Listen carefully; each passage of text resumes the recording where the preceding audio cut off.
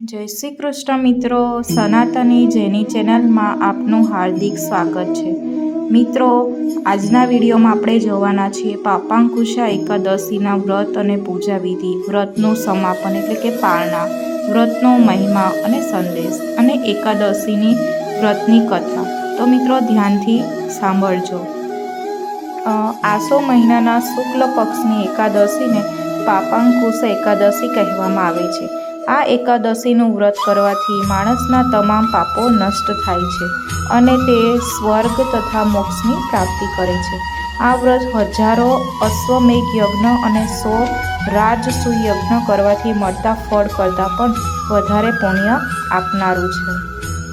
આ વ્રતની પૂજા વિધિ છે। દશમીના દિવસે એટલે કે એકાદશીના એક દિવસ પહેલાં સૂર્યાસ્ત પહેલાં જ ભોજન કરી લેવું।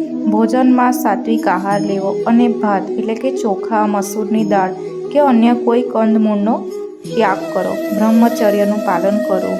એકાદશીના દિવસે સવારે વહેલા ઉઠીને સ્નાન કરવું, સ્વચ્છ વસ્ત્રો ધારણ કરવા, પૂજાની તૈયારી કરવી, તેમાં પૂજા સ્થળે એક સ્વચ્છ પાટલો મૂકવો અને તેના પર પીળું વસ્ત્ર પાથરવું। આ પાટલા પર ભગવાન વિષ્ણુ, શ્રી કૃષ્ણ ભગવાનની મૂર્તિ અથવા તો તમે ફોટો પણ સ્થાપિત કરી શકો છો। પૂજા સામગ્રી તૈયાર કરવી। તુલસી પત્ર, પીળા ફૂલો, ફળ, ધૂપ, દીપ, ચંદન, અક્ષત એટલે કે ચોખા અને પંચામૃતમાં દૂધ, દહીં, ઘી, મધ અને ખાંડનું મિશ્રણ કરવું। હવે મિત્રો પૂજા કરવાની રીત છે। એમાં પહેલાં તો તમારે સંકલ્પ લેવાનો। હાથમાં જળ, ફૂલ અને ચોખા લઈને વ્રતનો સંકલ્પ કરવો અને કહેવું કે ભગવાન વિષ્ણુ, હું મારા તમામ પાપોમાંથી મુક્તિ મેળવવા અને ધર્મની પ્રાપ્તિ માટે આજથી આ પાપાંકુશા એકાદશીનું વ્રત કરું છું।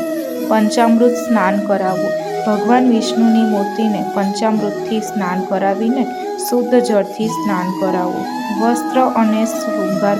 મૂર્તિને સ્વચ્છ અને સુંદર વસ્ત્ર અને આભૂષણો અર્પણ કરવા। ભગવાનને પીળા ચંદનથી તિલક કરવું। પીળા ફૂલો, ખાસ કરીને ગલગોટાની માળા અર્પણ કરવી। તુલસી અર્પણ કરવી। ભગવાન વિષ્ણુને તુલસી પત્ર અચૂક અર્પણ કરવા। તુલસી વિના વિષ્ણુની પૂજા અધૂરી ગણાય છે। અક્ષત, ભગવાનને ચોખા અર્પણ કરવા। ફળ, મીઠાઈ, માવાની વસ્તુનો ભોગ ધરાવો। આ ભોગમાં પણ તુલસી પત્ર અવશ્ય મૂકો। પાપાંકુશા એકાદશી વ્રત કથાનો પાઠ કરવો અથવા તો સાંભળવો અને આ પાઠ કરતી વખતે ઓમ નમઃ ભગવતે વાસુદેવાય મંત્રનો જાપ કરવો। છેલ્લા ઘીનો દીવો પ્રગટાવી ભગવાન વિષ્ણુની આરતી કરવી। અને વ્રતનું સમાપન કઈ રીતે કરવું, તો એકાદશીમાં આખો દિવસ નિર્જળા, જળ વિના કે ફળાહાર સાથે વ્રત રાખવું। રાત્રે જાગરણ કરવું અને ભજન કીર્તન કરવું। બીજા દિવસ એટલે કે બારસના દિવસે સવારે સ્નાન કર્યા બાદ ફરી ભગવાનની પૂજા કરી નિયત પારણાના સમય દરમિયાન કોઈ ગરીબ કે બ્રાહ્મણને ભોજન કરાવવું અને દક્ષિણા આપવી। ત્યારબાદ પોતે ભોજન કરીને વ્રતનું સમાપન કરવું। પારણામાં પણ સૌ પ્રથમ તુલસી પત્ર ચાવવું શુભ ગણાય છે। આ વિધિનું પાલન કરવાથી પાપ નષ્ટ થાય છે અને ભગવાન વિષ્ણુની કૃપા પ્રાપ્ત થાય છે। આપણે જાણીશું પાપાંકુશ એકાદશીની વ્રતની કથા। આ પૌરાણિક કથા ભગવાન શ્રી કૃષ્ણએ ધર્મરાજ યુધિષ્ઠિરને કહી હતી, જેમાં આસો મહિનાના શુક્લ પક્ષની એકાદશી એટલે કે પાપાંકુશા એકાદશીના મહત્વનું વર્ણન છે। પ્રાચીન સમયમાં વિંધ્ય પર્વત પર ક્રોધન નામનો એક શિકારી પારઘી રહેતો હતો। તે અત્યંત ક્રૂર, ક્રોધી અને પાપ કર્મ કરનારો હતો। તેણે આખી જિંદગી હિંસા અને ખોટા કામો કરીને વિતાવી હતી। જ્યારે તે વૃદ્ધ થયો અને તેના જીવનનો અંતિમ સમય નજીક આવ્યો ત્યારે તેને તેના પાપ કર્મો યાદ આવવા લાગ્યા અને તે ખૂબ જ ડરી ગયો।